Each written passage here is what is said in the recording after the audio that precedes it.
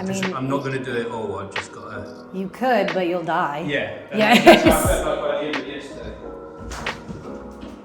This is a good place as well. The other ones I've done have been in noisy areas. So this is nice. Yeah, this is actually a really beautiful spot. Mm-hmm. It's just a terrible location. In what sense? Not a lot of walk by. Oh, okay. So it's been really hard to get. I've been really lucky. Well, I don't know. We're in. We're in. All Yeah, right. It's a beautiful room. I'm really happy, and they got me in at the last moment. Mm-hmm. So they took me in, and they were very, very kind to like sneak me in at the very last moment. When you go to Pleasance or you go to Assembly, they have these areas where everybody can dwell and stuff like that. They're all having a drink. And this one doesn't really have that. Mm-hmm. And so that's been really tough, just to get new eyes of people like, oh, this might be interesting. And I've done the flyering, I did that and all that, but And you asked your audience, didn't you, in the show? So I've just watched the show. Yes. And you asked the audience in the show, do you know me from TikTok? Because you've got quite a good following on social media. Yeah. And so I guess some of those people are coming along. Yes. If I didn't have that following, I probably would have no one at my shows. Really? So I'm very grateful for the amount of people that, and if you saw the room, it's very large. Yes, yes. And that was probably my number one mistake as a new artist coming to Fringe. Usually you try to get like a 30-seater, 40, 50-seater. Mine sits 270.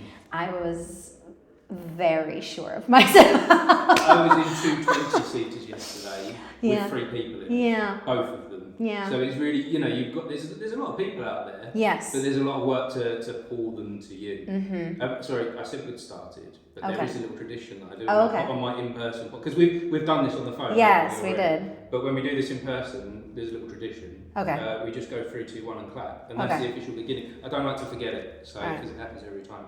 So 3, 2, 1. There we go. Now that is the official. That is the official. That felt good too. It brings the we energy. did it right on time. It was in sync, and we're here. We're in. Yeah. Like, that's the official in. Gotcha. That was like the pre-amble. Okay. All right.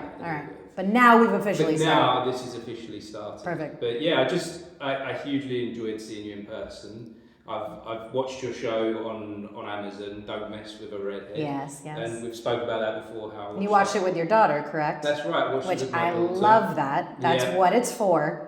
But that happened by accident. Yeah. She just came into the room and was like, "What's this?" Yeah. And just sat down, and then that was it. She was in, and love it. And I guess she doesn't listen to these. Yeah. If she does listen to this, then I've probably got an apology to make. I should have brought her. To this? I should have brought her, not just to Edinburgh, but to see your show. Yeah. She needed to see you live. Next time. Yeah, that's the promise. Next time. So the apology is sorry for this time, but the promise is. Yeah, for sure. When you're back, then I'm definitely bringing her to see. How far away are I'm near London. Oh, okay. All right. Yeah, so I'm just outside of London. So very good. I'm sure you're going to be touring London soon. I hope so. I have met quite a few people from London, some comedy clubs. I don't know if you know them, the LGBTQ queer comedy club. Okay. They have a new comedy club that they're opening in London, I think in like a couple months. And so I met them, and they're really lovely people. They've been extremely supportive, very helpful in me being new here. They're introducing me to people and stuff like that. And so we've been chit-chatting about possibly setting up a tiny tour. I guess that's the hope of doing something like this, is that you start to make those connections, and you start to, maybe you had 20, 30 people here today. Yes. But tomorrow, we're going to double that and triple that. And it's going to grow from here. This is just... Yes. This is the beginning? Yeah, I definitely in UK, definitely over here. I've been touring in the States because of my following, but the more you tour, the more chances of new eyes and people seeing you and telling their friends and bringing their friends and getting new fans. And so, yes, coming to Fringe over here, main point, getting new eyes, getting seen, meeting the right people, meeting the bookers, meeting the tour producers and stuff. And with you in particular, there's something different about you live? You've got an energy that you Oh, bring to the room. okay, yeah. That gives it an extra level. Like you're funny in your Yeah. show. You're great on TikTok as well. Like I think you're doing some good stuff there. But seeing you live today, I was like, yeah, it was the energy was massive.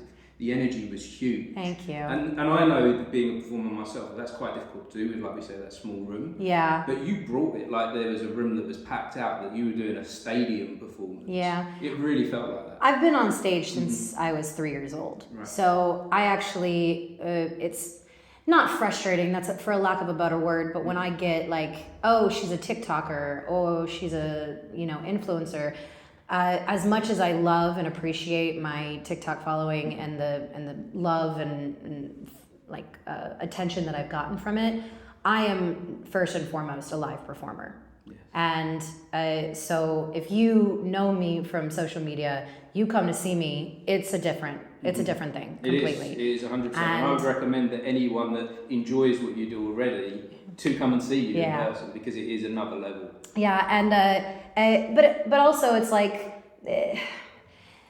I feel like people have been duped a little bit too from trying duped by who? Yeah, by social media people. Okay. Because you find them and you love them on social media, then you go see them live, and it's like, and it's not their fault. Mm-hmm. It's not the influencer, and it's not their fault. It's just they're new to live performance. Mm-hmm. It is a completely different ballgame. Yeah. It is a beast in its own self, and giving people the room to grow and be able to do that. I am just one of those people that I have been performing live my entire life. Mm-hmm. So it's old hat to me. And like you said, I don't care if there's 6 people or there's 1,000 people. I'm doing my show to the best of my ability. I think I have a pretty good product. Yeah, you do. And I think I was trying to think of a way to sort of define what you are, which maybe we shouldn't always do that. No. I'm intrigued. I was like, yeah, she's a comedian. Yeah, she's a musician. Uh-huh. And other people have done that as well. But the 2 comedies together, and comedians have often got a message to share. As you definitely have a message that you're putting out there into the world. But then I thought, it's more than just a message. You as a person, you as Sarah, you're a change maker. It just, that was how I kind of love that. That's how I kind of saw you today. Yes, I enjoyed it. Yes, I was entertained. I was laughing. I found it funny. But the way you deliver it is making a difference to the conversation. You're changing it up. Yeah. That's, at the end of the day, exactly what I want. I want the conversation to be changed anew. Even with feminist material, it can get a little tedious of just like, oh my gosh, men. And as a man, I didn't enjoy that for a long time. Yeah. I would watch a lot of female comedians and be like, just having a go at the men. But I also discovered something else watching your show, what you're doing different, is that you bring an element of love into it. You say out loud, I love men. Yeah. And we talked about that before, how you love your husband, you love your brother. Yeah. You love men. Yeah. Well, I mean, I believe that they're essential to society. Yeah. So I don't want, and I also believe that men have their own insecurities of the way that society has taught men that you have to be like this to be a man.